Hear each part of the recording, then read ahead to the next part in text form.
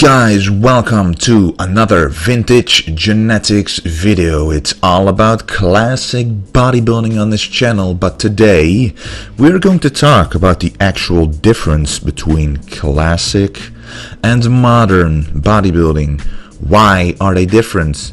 What's so important about this difference? And in my opinion, modern bodybuilding isn't an improvement upon classic bodybuilding, but it's simply become something entirely different. While the golden era represented the art of creating an eye-pleasing physique, modern bodybuilding just follows anyone who is as big as possible and as conditioned as possible at the same time. Already in this picture right here, and I'm going to show you a lot more pictures from different bodybuilders and posing routines comparing them, but this picture has arguably the two most famous bodybuilders ever often compared, and Ronnie Coleman, as you can see, is simply more massive. It wasn't rare for him to weigh around 300 pounds on stage, while Arnold weighed 50, even 60 pounds lighter, depending on which year. But as you can see in this picture, the weight, it doesn't matter, it's of no importance. Don't get me wrong, I'm a fan of both bodybuilders, but for entirely different reasons. Ronnie Coleman has always been motivating throughout his workout videos and such, but we are talking about the actual physique right now. And one of the important factors is the flow in the physique. Arnold in this pose is consciously putting his body in such a position to create this flow. The back flows and ties into the waist, as you can see. The waist is tight, it's in a vacuum pose, and the legs then follow up on this flow. And the physique, it's perfect, there's no distortion. Now when we look at Ronnie Coleman, it's impossible, literally impossible for him to create this flow. His stomach is the first thing that you see, it's the first thing that gets in the way. I mean, the back, sure, it's huge, but the stomach creates, you know, this bump, and the legs are so big that it just doesn't look like a flowing physique. It is impossible to create the same kind of flow that Arnold creates here. He does this consciously to show the art form, the symmetry, the proportions of the physique. You know, it has to be eye-pleasing. But with Ronnie Coleman, it's just one bump, another bump, a huge bump. There is no flow, and that is, to me, one of the most important factors in a true classic bodybuilding. Moving on, before we can really compare, we've got to define what a classic physique really is. Now this, of course, is Arnold Schwarzenegger and my personal favorite golden era physique. He just has the balance of everything, in my opinion. It's just, you know, you don't have to be small to create a classic physique. Arnold was, and still is, in my opinion, one of the biggest bodybuilders, especially in the arm department, the chest department. The back was huge, and the definition was also there. You rarely actually see these deep lines in Arnold's legs right here in today's bodybuilders. It's just very rare. But the first thing that's most important in every classic physique is the waist. Now, Arnold actually did not have a very small waist from the front, but he used a lot of different tricks and methods to make this as small as he possibly could. Now the first thing you notice is the vacuum. It creates a flat as possible stomach that you can have. You know, you suck in your abs and it creates a very flat stomach. Now on top of that, you've got to have a very wide V-taper, and Arnold trained his back to be as wide as possible because the wider your shoulders, the bigger your chest, the wider your back is, everything above the waist, the bigger it is, the smaller your waist looks in comparison. And on top of that, he just doesn't do the standard boring front double biceps. No, he stands in a special position, in an angled position, to create a flow in his physique, to create this. You know, it starts with the back, goes all the way down the legs, and it just creates a different kind of pose that works really well. And this is the second pose I want to show you guys. You don't, well, please find a bodybuilder of today that does this pose on a professional IFBB stage. This is just one of the best poses Arnold really has, in my opinion. The arms are just huge, still one of the biggest ever in my opinion. The V shape, even from the side, is there. You know, it's still a V, and the waist is small. And the reason why you don't see bodybuilders today do this pose at all, because for them it just doesn't look right. The flow isn't there, as I said before. You need a small waist for this pose. You want the lats, the back, to flow right into the waist and go down the legs. Now, the bodybuilders of today have to do too much trouble to keep this waist down and sucked in this pose, because trust me, I have tried this pose before, and you've got to be very flexible. You've got to tense a lot more than you initially think. Arnold makes it look easy, but he did a lot of practice. He even did ballet to improve his flexibility to be able to pull off poses like this. It is a lot more difficult than you think. And just imagine the guys with all that muscle mass and the trouble of having to suck the stomach in and to create the same flow with the much bigger legs, which makes it a lot more difficult. It's just not possible. So typical classic poses like this are just enormously rare in nowadays bodybuilding. Okay, moving on to the next pose, and I want to show you guys this pose because it has hidden a trick in it, and I want to show you guys. Now, Arnold was a very good guy at hiding his weak spots. Now, when we go back here, as I said here, the waist wasn't really that narrow. It was you know, it wasn't wide, but it wasn't as narrow as the other guys on stage were, because, you know, he was a tall guy, and it's pretty rare for a tall guy to have a narrow waist as well. But what he did is a lot of these poses, a lot of poses from the side, and that makes his chest appear bigger, his arms, you know, appear bigger, but most importantly, his waist appears very small. You know, as you can see, his arms are almost as wide as his waist from the side. His legs are wider than his waist from the side.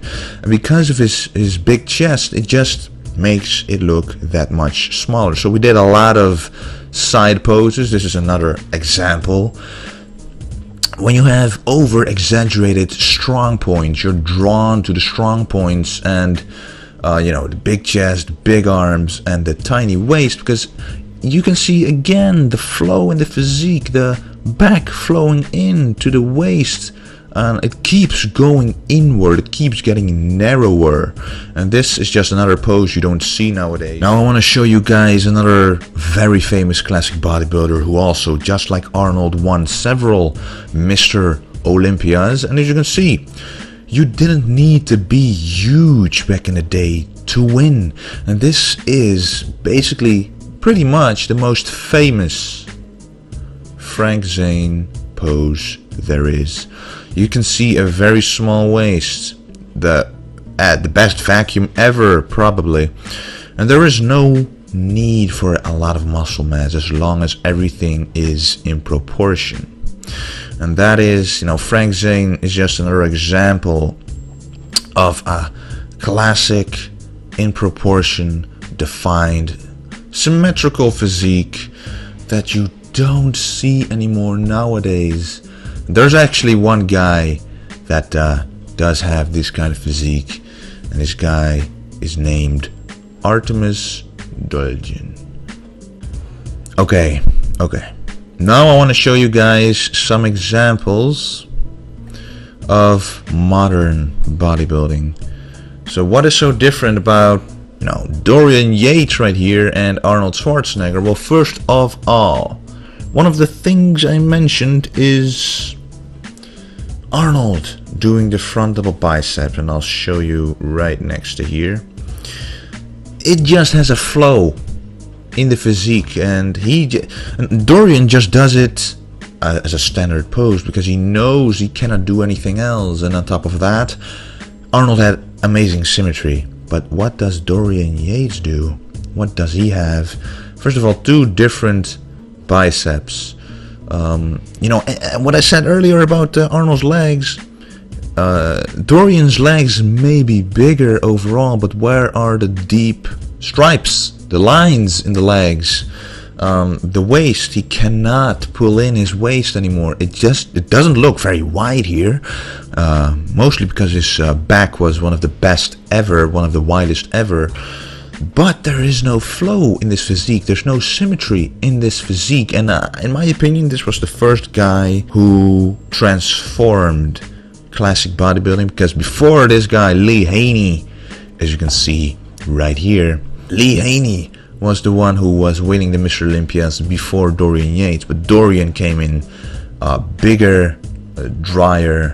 And from then on, the judges, I guess, were like, whoa, okay. Our eyes are drawn to this bigger guy. Sure, he might not have the same flow, he might not have the same posing quality, but he's the biggest.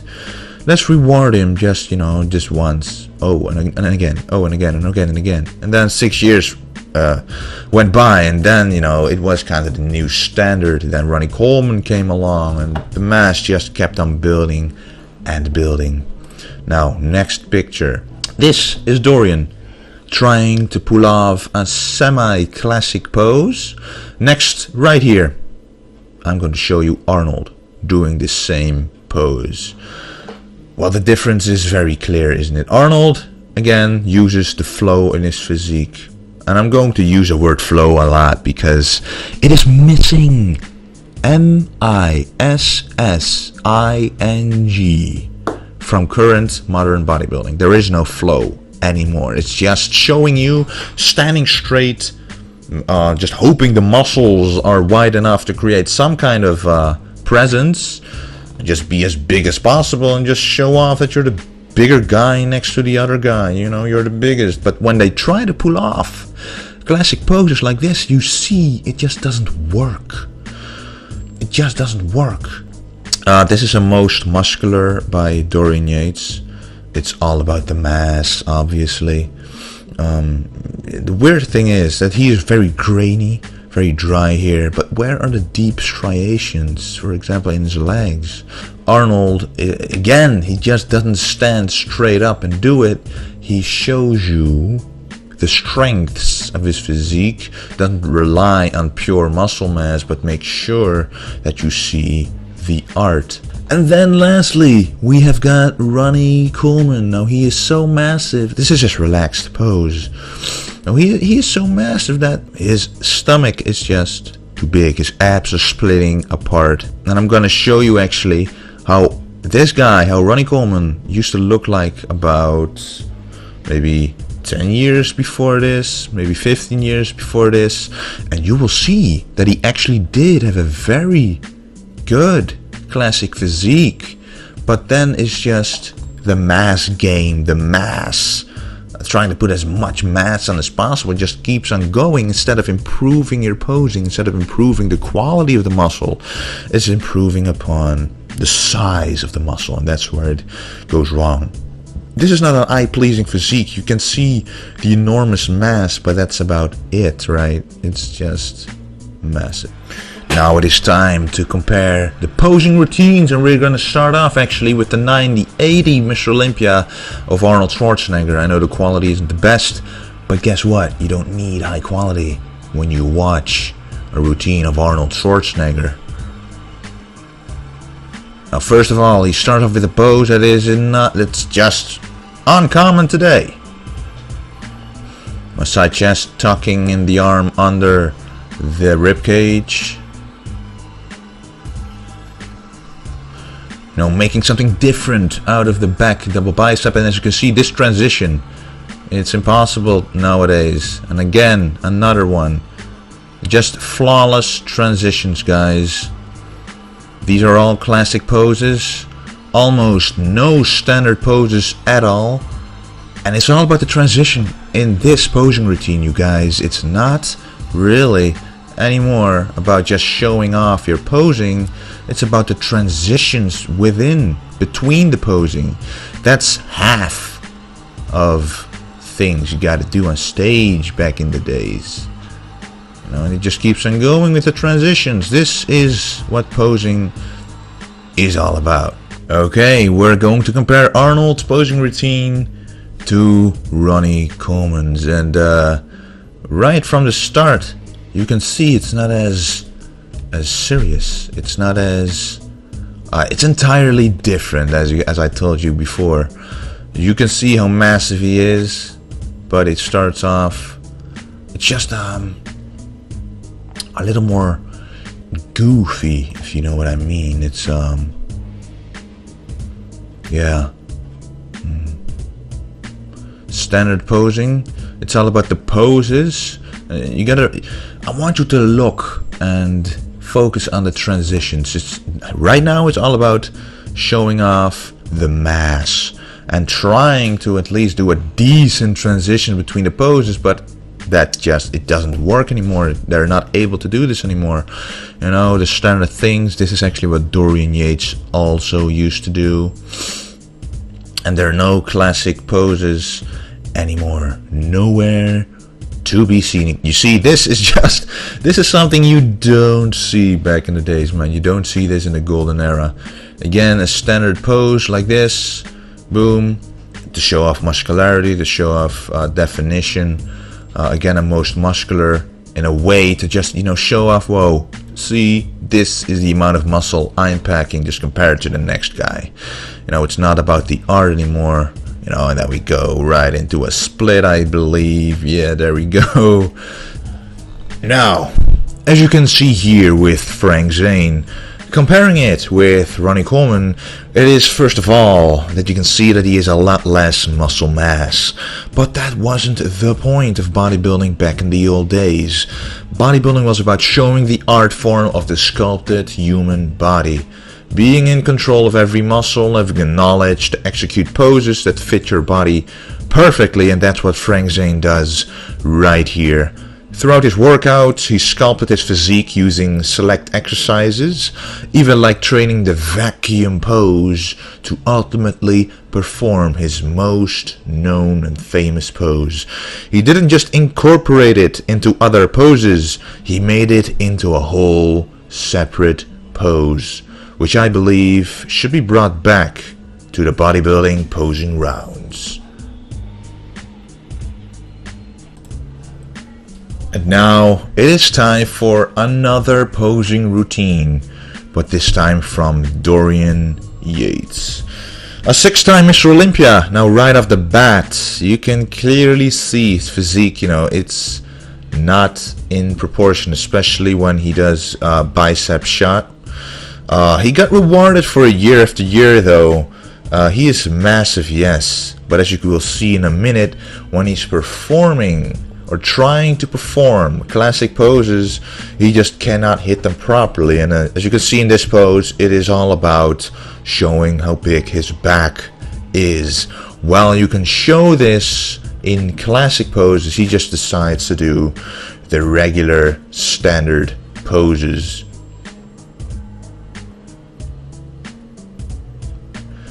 Now he's about to do a classic one. Again, this is just a side chest that every bodybuilder does.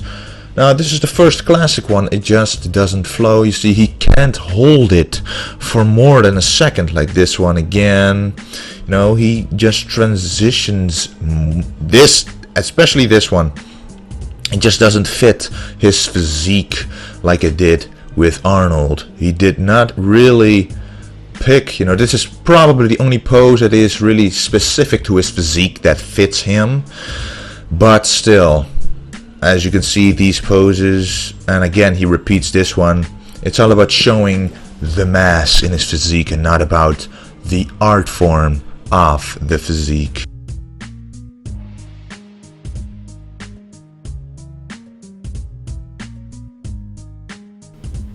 Okay guys, now that we did some comparisons, I want to do a short recap of what we just saw, just to make sure we all kind of understand the difference here.